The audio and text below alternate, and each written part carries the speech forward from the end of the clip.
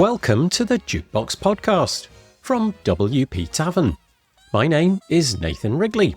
Jukebox is a podcast which is dedicated to all things WordPress. The people, the events, the plugins, the blocks, the themes, and in this case, understanding the nature of WordPress contributions and making sure that contributors understand where they might be needed. If you'd like to subscribe to the podcast, you can do that by searching for WP Tavern in your podcast player of choice, or by going to wptavern.com/feed/podcast, and you can copy that URL into most podcast players. If you have a topic that you'd like us to feature on the podcast, I'm keen to hear from you and hopefully get you or your idea featured on the show. Head to wptavern.com/contact/jukebox and use the form there.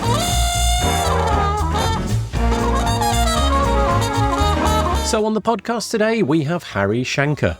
Hari has been a member of the WordPress community since 2007 and has contributed in various capacities, including as a full-time contributor for several years, working with Automatic, working with initiatives like Five for the Future, and supporting numerous community events around the world.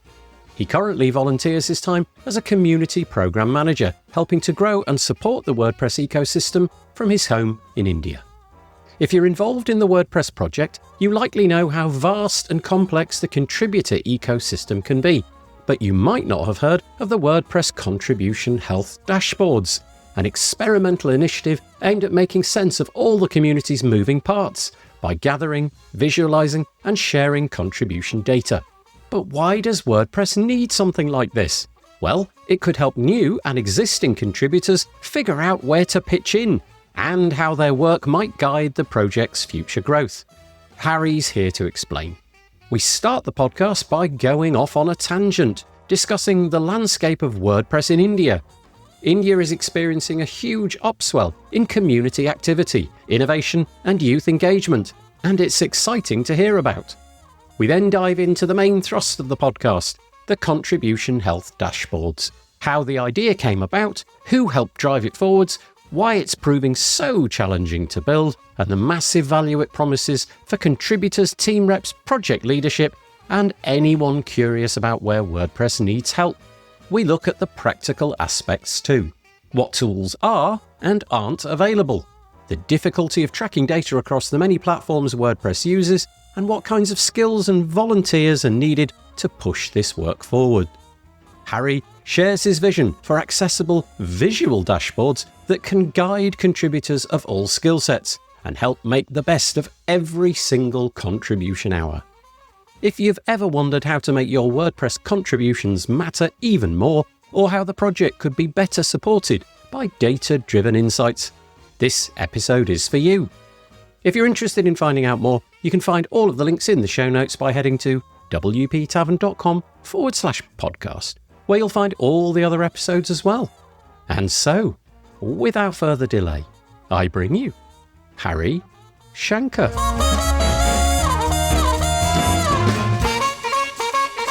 I am joined on the podcast by Hari Shanker. Thank you for joining me. Thank you for inviting me to the podcast. And I'm so excited to be here, Nathan. I'm really pleased that you've joined me. We had aspirations of doing this podcast from Manila, but things conspired against us. And so we're doing this via an online call, let's say a Zoom call or something like that. So I'm really pleased that we could finally hook up. The intention is to talk today about something that I suspect many people in the WordPress community will not know a great deal about. So it is called the WordPress Contribution Health Dashboard, or dashboards, I should say. And we'll get into that in a moment, what it is, why it exists, and how that project is moving along. But before then, Hari, would you mind just giving us your little bio, your introduction to who you are, where you live, what you do in the WordPress space, as much as you like, really. Over to you. Thank you so much, Nathan. So my name is Hari Shanker. I live in the south of India in a city called Kochi. I've been with the WordPress community since 2007. I've been contributing actively since 2016. I've been contributing full-time. I had been contributing full-time from 2020 to 2024. At this point, I am a volunteer contributor. I used to work with Automatic for a while from 2016 through 2025. At this point, I'm not employed. I'm a volunteer contributor, very much excited to work on WordPress. And I've done a bunch of things with WordPress. WordPress is one of my biggest passions. My work has mostly been in the community team. I am still a community program manager, which means I approve events, I support events, and my work has mostly been in the contributor experience of WordPress. I led the Five for the Future initiative for quite a long time, and I was also working on the WordPress Contributor Working Group, where we held 3 editions of the WordPress Contributor Mentorship Program. As I said, I live in Kochi. I have a wife and I have 3 cats. I absolutely love it here. They call Kerala God's own country, and I love the state. I love where I live. And I love the fact that I can work on the best open source software in the world, sitting in my lovely little city, in my lovely little apartment. That's all about me. That's so nice. That's really lovely. Can I just segue a little bit and steer away from the conversation that we're intending to have and ask you about WordPress in India? Now, obviously, you may not have your finger on the pulse of everything that's going on, but I'm curious, not having been to India during the period I've been using WordPress, I have an intuition that it's a thriving community over there, dare I even say a growing community, but that's just based upon the little bits and pieces that I've captured from friends and articles that I've seen. And there seems to be this big upswell in plugin development and agencies that are really doing great work. So there isn't really a question there. It's just more, tell us about how WordPress is going in India. Absolutely. So you got it right. WordPress, the WordPress economy, the WordPress ecosystem is really thriving. As you said, it's everywhere. Like the plugin ecosystem, we have VIP agencies. We have so much innovation happening in WordPress. We have companies like InstaWP. We have agencies like RTCam, Multidots. There's so much innovation happening. That's just the tip of the iceberg. There is also so much community activities happening. We've had so many of these events, so many innovative WordPress events. We've had WordCamps. So I was involved in setting up an event called WordPress Photo Festival, and we've had a WP Campus Connect. We've had a host of Women's Day events that were held on March 8th. Again, that's the tip of the iceberg. There's so many activities happening. So be it innovation in plugin development or theme development. And again, themes are big in India. We have had Astra theme comes from India.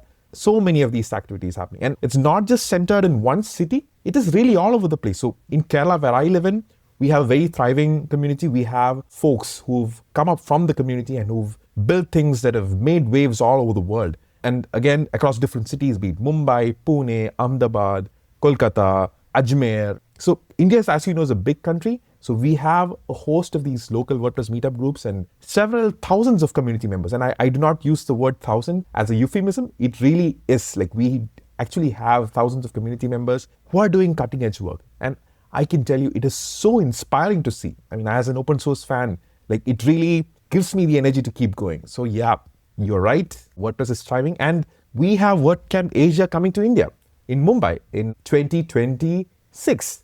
I'm very excited about that.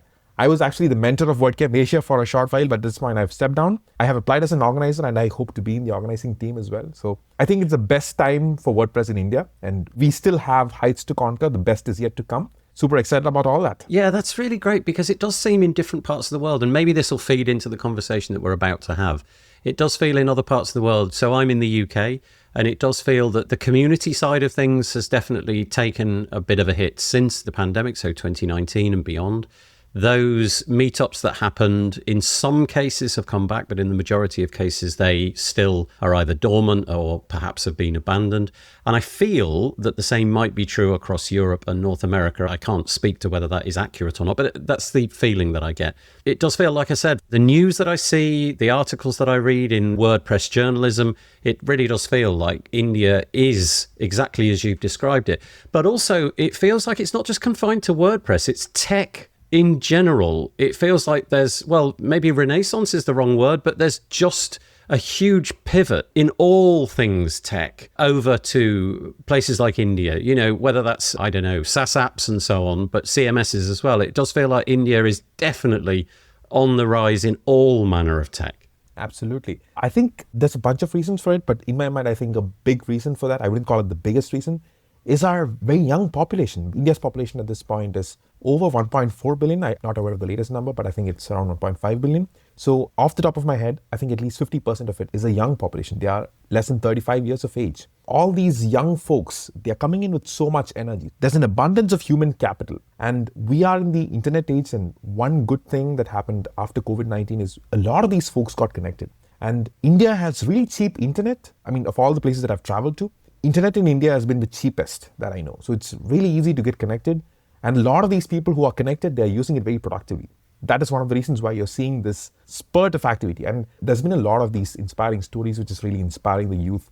And WordPress, being what it is seeing a lot of this innovation coming in. But I think, again, we're only at the tip of the iceberg. The best is yet to come, because I see a lot more people coming into the community. And my hope is with WordCamp Asia happening next year, we will see a lot more of these young folks embracing WordPress, not just tech, but embracing WordPress and doing a bunch of innovations. So I think the goal for the Indian community is to get all these young people to WordPress. It's interesting that you mentioned the young people. I was just wondering if there was a connection between, for example, education, school and the emergence of jobs. I don't know what age you leave school in India, but in the UK, it would be typically 16 or 18. And at that point, you're perhaps going on to higher education, so university, something like that, or finding a job.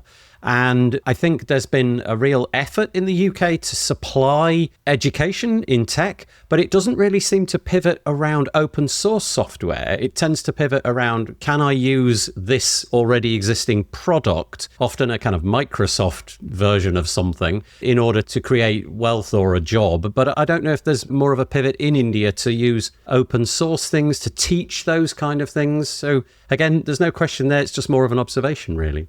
Yeah, so I think your observation is pretty astute, but I think India has a bit of a USP here when it comes to open source. We have had an open source movement since time immemorial. I mean, specifically my state of Kerala, we have a very uniquely liberal government. So they sort of stepped away from proprietary software and embraced open source software as early as in the 90s. So Richard Stallman, when he used to be active in the community, he used to visit Kerala almost every other year. And we, as a result of that, have a pretty thriving open source community in my state. All sorts of open source, from Linux distributions to Python and WordPress, of course, and Drupal. And we have all these communities very active and thriving. And a lot of the young people, they get their introduction to tech through these open source communities which have local chapters. It's not just related to my state, even though my state has a pretty high population of this. A lot more people doing this. I would say that the open source movement is pretty active all across India. So we have these big open source conferences in some of the big universities. We have these small local chapters where people get active. So at some point or the other, young people who are interested in tech, they get some introduction to open source. And a lot of people are enamored by the philosophy. Now, coming specifically to the WordPress community, we have recently had some really good events. So these are in a youth camp format. I was involved in one of them. And there was an event called WP Campus Connect that was held in Ajmer, Rajasthan, which was held by Pooja Derashri. So these events, they were experiments really. But they've been quite successful, especially I would say the WP Campus Connect event. It's been fantastic. Like, it was an event series, and as a result of those events, I don't know the numbers, but off the top of my head, at least 200 to 300 people, 300 kids, they got introduced to WordPress directly. I'm not just talking about setting up websites. They got an introduction to the community. And those efforts are really paying off. We are seeing these people coming into the community and being active. So the gist of what I'm saying is, yes, you're right. We are seeing an open source movement, and a lot of these young kids, I mean, of course, a lot of them, as you said, they move to proprietary technology, but they have more of a window into open source as they blossom. The interesting thing, I suppose, about that is, given the long march of history and having many decades into the future, that groundswell amongst the younger people now is going to paint a really interesting picture in a couple of decades' time. So in the 2030s and the 2040s, it'll be interesting to see how that movement, the young people obviously going into the marketplace and getting a job in some industry or other, it'd be interesting to see how that all plays out. Because one of the things that I always notice when I go to WordCamps is that age thing, the demographic of age. It always seems to skew older rather than younger. If you were to say how many people here are over, I don't know, let's say 45 or 50, I think there'd be quite a few hands. And if you would say who's under 20, very few, certainly in my part of the world. So it will be interesting how that shakes out. But how positive is that? That's such a great way to begin this podcast. I don't know if you've got anything more you want to leverage into there quickly before we move on, feel free to. I just want to add a quick comment. That is a huge opportunity. And to be honest with you, even in India, even with the huge population, the WordPress events that we have, we still haven't seen that influx yet. But the good news is that it's changing. It definitely has an effect, because when I started organizing events for the community in 2016, we got a lot of the young kids, and I'm seeing them. So it's been 8 years. I'm seeing the same people, they're making waves.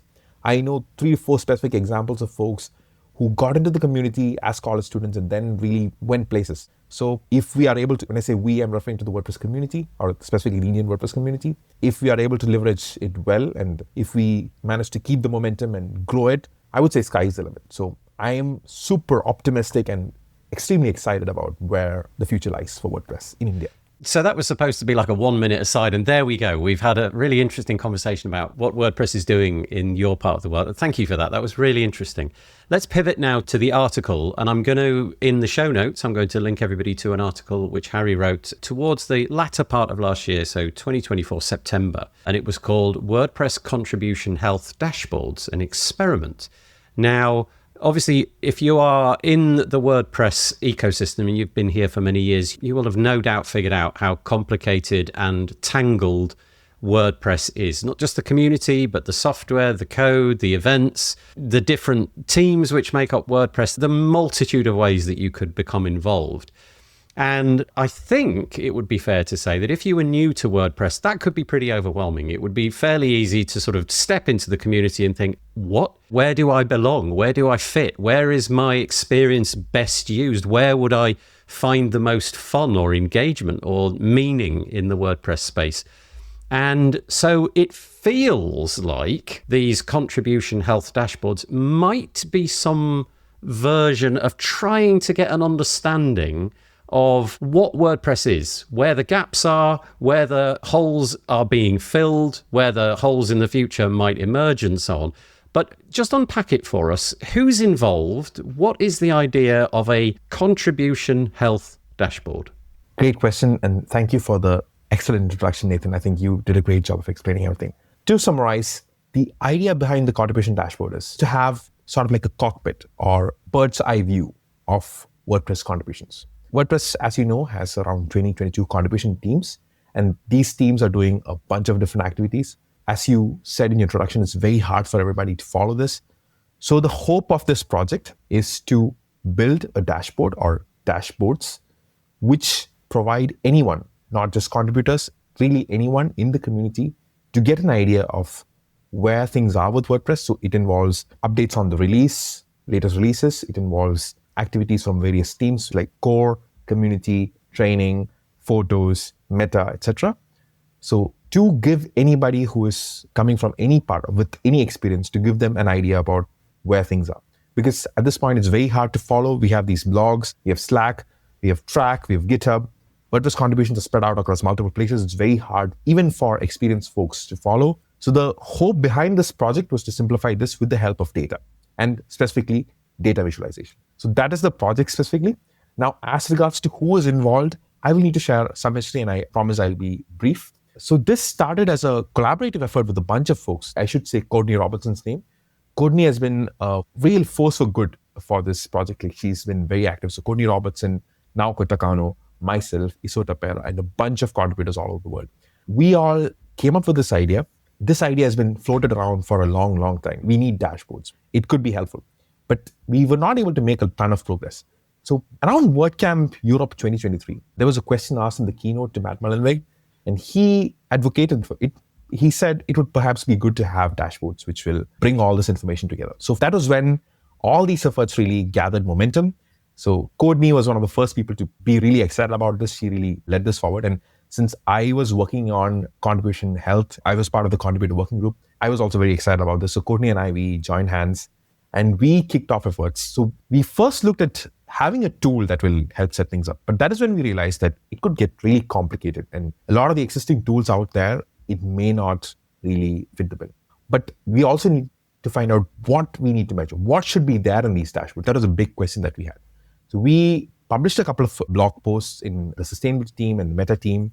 We got a bunch of ideas from the community. We did a lot of on-the-ground research. Progress was very slow, but we eventually found a tool called Bitergia. Bitergia is a paid tool. It costs a lot of money. Automatic were kind enough to sponsor the tool for the time being. So we got a paid subscription with some of us having access to it. And we looked at the data, we crunched numbers. But the limitation of Bitergia was that it only looked at GitHub, like the WordPress GitHub. So if you look at the dashboard, the data for that needs to come from various sources, right? The Make WordPress Slack, there's the P2 blogs, there's Track. So this tool was only limited to GitHub. So after a lot of discussion with the community, and we held several project health hangouts all the while, Courtney Robertson, myself, Naoko Takano, Iso Tapera, all of us, we decided to do, with support from Joseph Hayden, who was then executive director of the project, and Chloe Brinkman, we decided to do an experiment. We picked 3 teams, which was the core team, community team, and the training team. And we identified some KPIs or progress, some metrics, which we found out by discussing with the team members. We use the tools that we have, which includes Bitergia and some data that was already available. For instance, for the 6.6 release, we had the spreadsheet which developers always release. Once the release comes out, like you have the list of contributors. So we crunched numbers, we did some visualizations, and we published the blog post that Nathan, you've linked in the show notes. So that's what we've done in short. It's an experiment. We've shared some data that we have on what we've collected. We've identified some KPIs. So the challenge that we have is building a full-fledged dashboard is time-intensive, resource-intensive. The Bitergia dashboard that we have, it's very limited. It does not give out the whole information. That post really is a snapshot, and we have data from January through September 2024. So the content that we have, those are really snapshots of the project of contributions for the core team, training team, and the community team, as well as stats for WordPress 6.6. We went out, we put it out there, we hope to get feedback. So that's what we've done. We've not moved ahead from there, but that's a whole executive summary of the project and a history of what we've done. We did get a lot of positive feedback from folks who were fascinated to find some of the information which is not previously available. The good thing that we've done is we were also able to set some KPIs.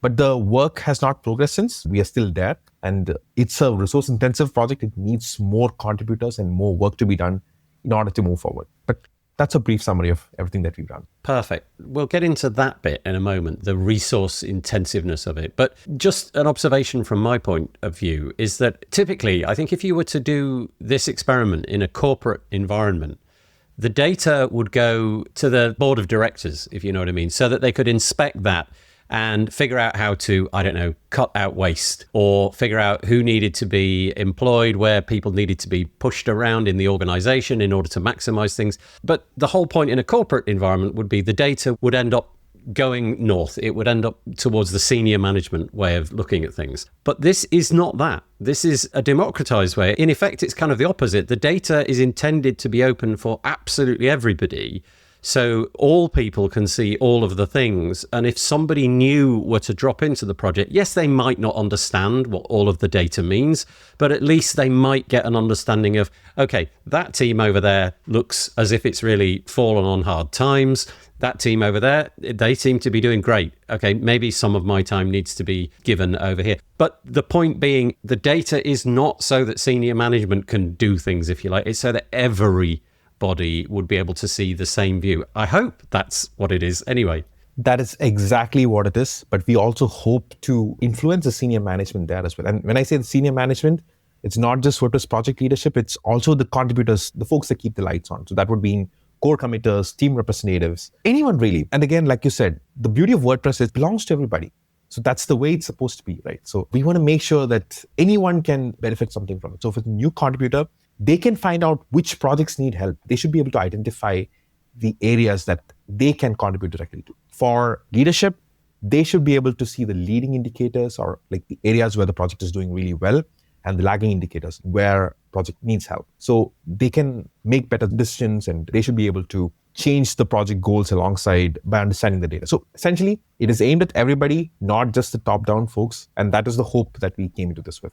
Yeah, perfect. Now, anybody that's been in the WordPress space or contributed in any way, you will have come across all the tools. You know, there are so many. There's Track, there's P2, I suppose, if you're working in that environment. There's Slack. There's probably a bunch of others as well. I'm sure you could list a whole bunch more. And if you've ever wrangled with APIs or, I don't know, webhooks or whatever it may be, trying to wrangle data, it's a hard task. And it does require a lot of human intervention at the beginning. I'm wondering, is the intention of the project to get it to the point where the human intervention can kind of step away because the hard work has been done? We've now understood how to capture the data, how to regurgitate the data, how to display the data, so that at some point it will be less about figuring out how to make the data meaningful and more about, okay, now everybody look at the data and draw conclusions from the data. But it sounded from your description as if we're still in the, how do we even get the data in? How do we recycle the data? How do we pull it in, regurgitate it, and display it? Again, is that about right? You are 100% right. That's exactly where we are in at this point. I think I shared some of the background earlier. The challenge is we're working on data. It's a lot of work. I know this because I did a lot of the work in creating the pages that we have. Unfortunately, we do not have a tool that gets all the data from all the sources. Any tool that we have, it will need to be customized extensively, and that needs developer help. We do not have a ton of data engineers in the WordPress community. We do have some folks, but they are not in a position to contribute their volunteer time towards this. So this needs investment in terms of developer hours, in terms of more tools, in terms of integrations. So in short, this is a huge endeavor. This needs investment from several organizations working in WordPress for this to really succeed, at least to the vision of what we have. That is the realization that we had. But yes, the goal, if the project were to succeed, we should ideally need automated tools that automatically show data, because if you were to publish this data manually, it's a lot of work. I am not sure is the best return in, because I worked with volunteers when I was working on the contributor mentorship program, and I respect volunteer time. They have daily jobs, even sponsored contributors. They have a ton of things to do. Everybody's overloaded. That time is very precious, and using the time and creating these dashboards, trust me, is extremely resource intensive. Like between Courtney and myself and Isota and Nauko, we took a lot of time to prepare the dashboards that were out today. So we did that as an experiment to inspire folks so that we can get things done. But if you ask me, is it worth it to keep updating it? I'm not sure, because I'm not sure if it's worth the number of hours. Maybe we can do it. Maybe if there's more folks to help out, it can be continued.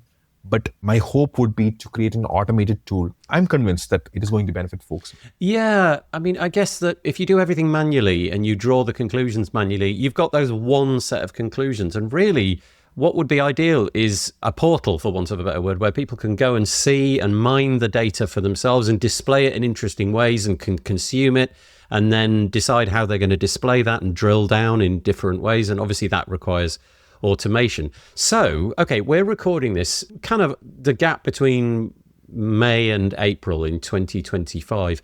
If you could, and I should probably say, the listenership to this podcast is fairly wide. If you could ask for people to come and assist with this project, what kind of people at this moment in time are you looking for? You mentioned that, there's not many people who are really interested maybe in data manipulation and what have you in the WordPress project.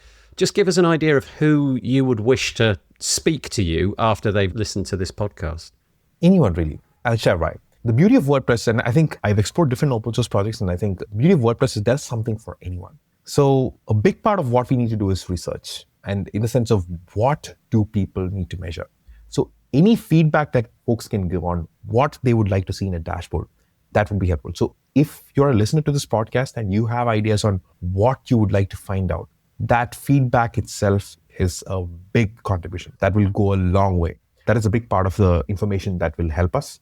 On the next level, I would like to have developers who are familiar with Python and data visualization and things like that. We have explored different ways to do this. I've spoken with several code committers and folks like JB Orders JB Orders does a ton of this amazing work. He publishes release information. So I was inspired by that, and the 6.6 dashboard that I published was very much built on his work. He does a lot of that work. So he's just published something on WordPress 6.8 in his blog, and he regularly publishes the month in code, year in code posts in the Make Code blog, which has some of this information. So folks like that who have time to spare, who are really good with visualizations, that could be really helpful. And what Courtney and I and Isota and Nauko, what we had identified, what our group had identified was that we need a tool. We need an external tool. It's very hard to build something from scratch. What would really help is to manipulate a tool, and there's a bunch of open source tools. There's Grimoire Lab, it's an industry standard tool. It's an open source software. It powers several open source projects. And there's a company called Bitergia, which builds on Grimoire Lab to provide like a sponsored alternative, which is the one that we are using. We reached out to them to see if they can build something for us. They quoted a very high price. Currently, Automatic is paying 1,000 euros per month.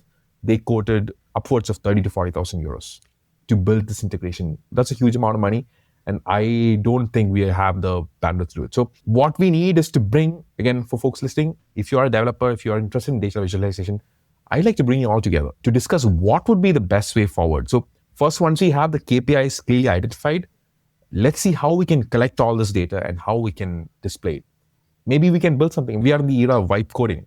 So I think it's a lot easier than when we started this project in 2023. It's not impossible. Perhaps we can build some very simple dashboard, identify some core KPIs, maybe have 2 or 3 dashboards per team, which can be really filtered. Maybe that is possible. Maybe we don't need a tool. So we need those developers and folks with experience in data visualization, even like core developers, like folks who have significant experience tinkering with meta and core and all that. So all these folks, if we are able to bring them together, I think we can do magic. So I invite all of them to work on this. Yeah, so if any of that is making sense to you, can I just ask you to go to WP Tavern, search for the episode with Hari, Hari, that's probably all you need to know. Search there in the Tavern search, and hopefully this episode will pop up. And from there, you'll be able to link in the show notes to the piece that is described, where you can find all of the links to the people contributing, but also Hari. Are you open to people contacting you directly and beginning conversations with you one-to-one? Absolutely. So at this time, as I shared in the beginning of the podcast, my time is slightly limited, but I'm more than happy to bring people together. That is my strength. And Courtney Robertson, she's also very interested in this project. So like between both of us, I think we can wrangle something and we can keep this moving, because I firmly believe that WordPress needs this. And if folks are able to volunteer their time, I'm more than happy to bring people together and to keep this project moving. So please feel free to ping me directly. I'm Hari Shanker in the Make WordPress Slack. That's HARISHANKER. As you said, Nathan, folks can comment in the Tavern blog post as well. So any way you can find me, I will find you. It feels to me like, when you go into a great big store or a shop, and I'm going to use supermarket as an example, where you've never been to that one before. You're looking for a particular item, and you can literally spend so many minutes, hours even, just searching around. Where's the aisle? Okay, I found what I think is the right aisle. Now in the aisle, which shelf am I looking for? And then where is it? This feels like that. It feels like signposting to, here's the thing you want. You're standing at the door, and I'll just grab you by the hand and I'll take you to the thing that you need to purchase right away. It feels like these dashboards are going to be something akin to that, just a way of alerting people to the project as a whole, think the supermarket in this case, and how to just make that journey a little bit easier, make it obvious to everybody what needs help, what doesn't need help, what's working, what isn't working. How is it going to be manifested? This will be my last question, really. What will this look like? Are we going to be looking at spreadsheets full of numbers? Are we going to be looking at charts? What is the intention? Because when I hear dashboard, I'm kind of immediately drawn to like line graphs and things like that. That's what I'm imagining I'm going to end up seeing. But what would be the intention? Because some of this data would probably fit in that, but maybe some of it is just not going to be that. It'll just be paragraphs of text. I don't know. I'll share my vision for the dashboard, and it might be very different from what we end up building. I would like to build visualizations in the best possible way. So it involves charts. It involves charts of various kinds, pie charts, line charts. So the best form of information depicted in a very visual way, which gives folks a clear understanding of where the project is headed. In the current version, we've included some text because we wanted to sort of like share our findings. But I think, as you shared earlier in this podcast, we want folks to find out the data for themselves. And Bitergia currently allows folks to download the data directly as a spreadsheet or in a CSV format. We'd like to give folks that option too. So if you're not comfortable seeing or understanding the data that is in front of you, you can download it and you should be able to manifest it or manipulate it in the way that you want. So what I have in mind is a very visual dashboard full of charts. And the goal is to not overcomplicate things, which is why we are really looking at some certain KPIs for teams and for the project itself. For instance, if you look at the project, market share could be a KPI. It's not necessarily what I'm just using it as an example. So identifying certain key metrics and building charts of various kinds, which manifest this data, and to make it as user-friendly and as accessible, and accessibility in the strictest sense of the word, so that anybody with any size sort of accessibility requirement should be able to view this data and understand it. That is the vision that I personally have. And I think Courtney also has a very similar vision. So yeah, that's what I have in mind. It feels like in the year 2025, where we are at the moment, it feels as if, and we don't need to go into the reasons, it does feel like contributor hours are more precious than they've ever been. And so that in and of itself is a fantastic reason to have data like this available. So for example, I don't know, let's imagine I'm an enterprise agency and I want my contributions to really count. Well, I could throw my staff in all different directions and not really know whether they were being deployed in something which was already completely fine, or whether there was an area which really needed a bit of work. It might not be the most glamorous piece of work in the world, but it needs that work to be done. And because the contributor hours at the moment are let's use the word struggling, something like that, then having a window into what is needed, it does feel like this project has more importance now, perhaps even than just a year ago when you were sort of in the weeds of setting the whole thing up. I cannot agree more, because I've tried to collect this data together, to put this together, and I've seen the information that it can help companies for. So you mentioned organizations or companies who are contributing through Five for the Future. So I was working on Five for the Future for a long time, and I was mentoring quite a few organizations who were stepping into WordPress. So this data that I picked up, it really helped them. I was able to guide people into the areas that we had folks who were doing other things, like they were able to contribute strategically, which I have specific cases of organizations who were able to improve their place in the WordPress economy by making strategic contributions. So this is all very linked. Again, that's where I'm coming from. I mean, and as you said, contributor hours are very precious. I personally feel that any time or effort set towards building data-oriented solution could go a long way. It is a very impactful way of contribution. And if folks are there to help it out, the potentials are limitless. That is where I'm coming from. There are so many dots being connected in this episode. So we talked at the beginning about the fact that, WordPress is a growing and interesting thing for the younger generation in India, but the project obviously needs contributors. Those contributors need to fit into the holes in the jigsaw, the bits of the jigsaw where the pieces are missing, if you like. And so there's this kind of virtuous cycle going on here where if something like the dashboard can meaningfully impact where those contributors go, the jigsaw grows, the pieces where there's blank missing pieces, they get filled in. And so, like I said, there's this wonderful virtuous cycle nature to this whole thing. And what a fantastic project. It's hard to encapsulate in words what you're trying to do, but I think we did a pretty credible job of doing that. So one more time, Hari is going to be available to whichever way he described. I will put in the show notes the links to the pieces and Hari's contact details and things like that. What an interesting project. One that many people, I'm sure, haven't heard of. Is there anything that you wanted to say before we sign off? Well, all I want to say is if you're interested in data, please consider looking into this project, or if there's anything that you can learn from the data that we picked up. I know it's a little old at this point. As I said, this is a project that anybody can contribute to. So even if you have insights on what data is missing or what data that you would like to see, that feedback really goes a long way. So feedback is the best gift that you can give. And again, in an open source project like WordPress, especially for an initiative like this, it goes a long way. So it's a very impactful way of giving back to the project too. And I see contributions as investments. So if you would like to invest in WordPress in your free time, it's a great way to do it by helping us build these dashboards. Yeah, as you said, it's like an impactful, but kind of curious, interesting, powerful way of helping the community. And perhaps it's something that you've not heard of before. So Hari Shanker, thank you so much for explaining all that to me today and joining me on the podcast. I really appreciate it. Thank you so much, Nathan. It was truly an honor to be here, and I absolutely enjoyed talking to you about my favorite topic.